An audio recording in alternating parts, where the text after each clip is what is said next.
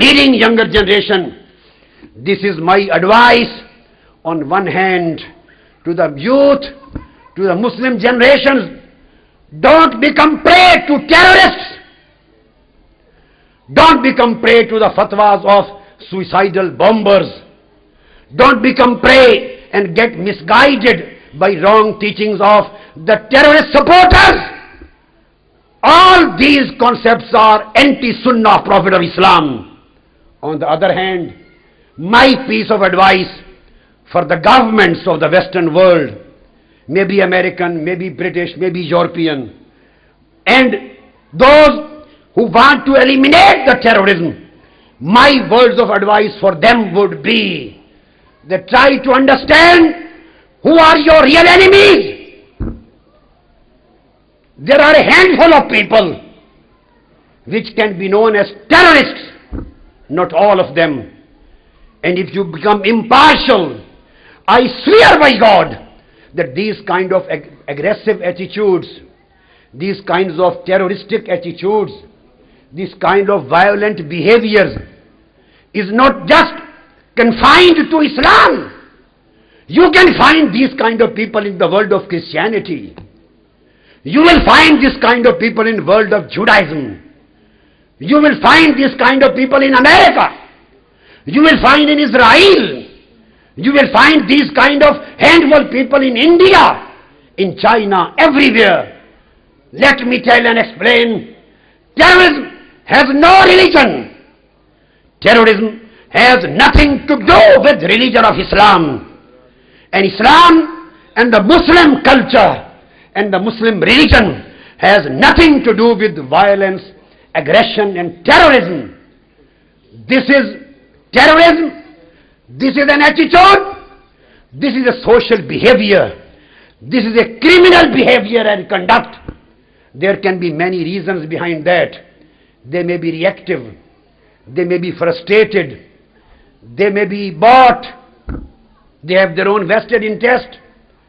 And Allah knows better whom they are working for and which agencies are behind them, who is protecting them, who is promoting them, and what these kind of agencies, what are their aims and objectives. The problem is that since you have connected the terrorism with this to Islam, and you have correlated the Islam with terrorism, this has created a hatred within the hearts of the younger generations of Islam, because they know that the terrorists, in fact real terrorists, are not Muslims even. And terrorists are everywhere. The bombers are everywhere. This is an aptitude. It can be biological reason or outcome of some biological problem. It can be an outcome of some psychological problem. It can be an outcome of ecological problem. It can be an outcome of some sociological problem. It can be a result of some political problem or revenge. Try to address the roots. Why the people are becoming terrorists? On one hand, if we keep on supporting conservative attitudes in the Muslim world, conservative attitudes, I don't need to mention any people in any country, but only the conservatism creates the attitude of extremism. And from extremism always develops the attitude of radicalism. And radicalism develops the attitude of terrorism. If you want to eliminate the terrorism from this world, you have to address the roots and causes of terrorism. And you have to address the basic behavior which is known to be conservative and extremism. I know personally in many countries, the terrorists, they get support from agencies. They get financial support. They get political protection. They are used for their own purposes and objectives. Sometimes they are promoted. Sometimes they are planted. Sometimes they are suspended, sometimes they are removed, sometimes they are restored, sometimes they are reinforced. So whole phenomena seems to me a political phenomena in this world. And this is just again the culture of religion, culture of peace, culture of security. And this is to disturb the peaceful atmosphere of mankind in this world. So we should stop targeting Islam and bracketing Islam with terrorism. There is no link of terrorism and Islam. In the same way, there is no link of terrorism with Christianity. And there is no link of terrorism with Judaism. Terrorism has never any link with any religion. Religions always have been teaching peace and love. This was the teaching of Jesus Christ. The same was the teaching of Moses. And the same was the teaching of Prophet Muhammad sallallahu alaihi wasallam. Love was taught in the book of Moses, Torah. The love and peace was taught and brotherhood was taught in the book of Jesus Christ, the gospel. And the love, peace, brotherhood, tolerance and moderation was taught by the book of Prophet Muhammad's Quran, his Sunnah and Prophet of Islam himself. So religions have a commonality on the subject of peace. Every religion is against terrorism and aggressive behavior. This would be absolutely unfair to bracket terrorism with Islam and leave all other religions and cultures free of terrorism. This is an attitude which is creating further reactions in Muslim generations. So if we want to address this basic problem, we have to stop this phenomena and we have to become impartial. Just address the roots of terrorism and don't connect it with any religion and any community. And just try to eliminate the groups who are responsible for violence and radicalism and terrorism and don't connect them with Muslim Ummah as a whole, so that the Muslims of this country and Muslims of every country, they may live a peaceful life free of fear and free of disturbance and free of every kind of reservation.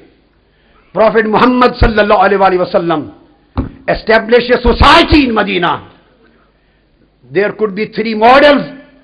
When he was establishing the society, there was the possibility of three models.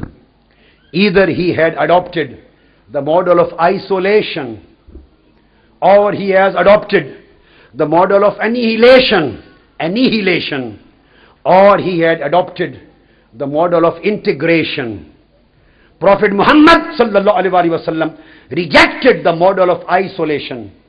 He said all communities who are living together in a state and in a society, they should not live in an isolated atmosphere. So Muslim living in Britain should not live isolated. And those people who say and preach them to live in isolation, that is against wrong and against the Sunnah of Prophet Muhammad sallallahu alaihi wasallam. Holy Prophet invited all communities to participate in the social and political and state affairs. No isolation. Then there was possibility of annihilation, that was to absolutely eliminate the identity of other religions and cultures and to mix them together. And after annihilation, there should be only one identity, and that is Islam, because Islam was the superpower or in majority. He rejected the annihilation model. He said no, Jews are allowed to maintain their identity. Christians are allowed to keep up their identity. The various Arab tribes are allowed, permitted to maintain their identity, their religion, their culture. There would be no annihilation of a culture into other culture, of a religion into other religion, of a custom into other custom. Every custom, every religion, every culture was given a full respect and protection of their identity. So what was done by Holy Prophet sallallahu alaihi wasallam? He gave the model of integration to the mankind. He integrated all communities together. He denied the model of isolation. He rejected the model of annihilation, and he provided the example of integration. So he integrated all communities together. So Muslims living in Britain, Muslims living in America, Muslims living in Europe, they should live like integrated part of their society. They should adopt the model of integration. They should come out the model of isolation. They should work together with the whole society as a part and parcel of the society. They should pay respect to the law of the land, and they should participate in political, socio-economic, governmental affairs of the government, because they are the citizens. They are the citizens. But at the same time, they should keep their identity. They should keep their identity of religion, identity of their culture, identity of their custom. It should not be annihilated.